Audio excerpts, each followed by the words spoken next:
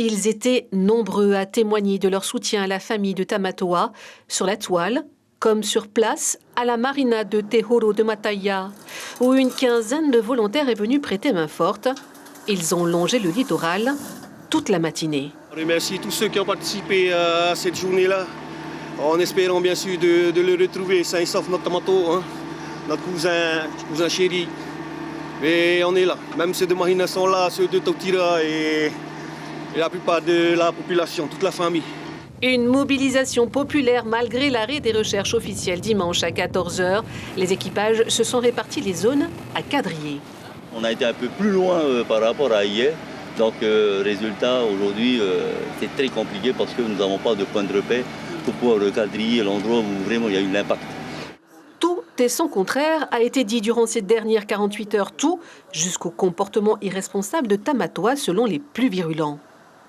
Et moi, je suis outrée de savoir qu'on met toute la responsabilité sur lui parce que c'était un garçon qui était très responsable, donc qui connaissait les règles, qui était toujours en apprentissage. Je ne pense pas qu'il aurait pris la liberté de faire n'importe quoi avec son avion. Un Tecnam qu'il a appris à maîtriser depuis plus d'1 an jusqu'à ce samedi 13 mars où tout bascule. Olivier Lepère était présent à l'aéroport, choqué. Il garde son sang-froid pour ne pas perdre pied.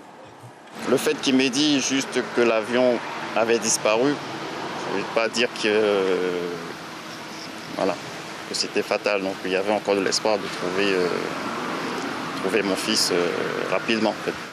Après le littoral, l'intérieur de l'île où un témoin affirme avoir entendu un bruit sourd. Le dauphin y a été dépêché. Quant à Heidi et Olivier, ils retrouvent d'autres bénévoles à Atimaono et à la tête de cette massive mobilisation à Inui, cousin de Tamatoa. Très content, on vient de voir passer l'hélicoptère du GRCC.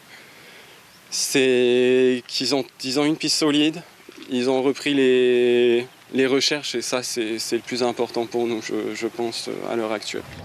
Drones, bateaux, effectifs humains, c'est une véritable chaîne de solidarité qui s'est mise en place pour retrouver Tamatoa, 17 ans. Une mobilisation salutaire pour Heidi et Olivier qui gardent espoir de retrouver leur enfant.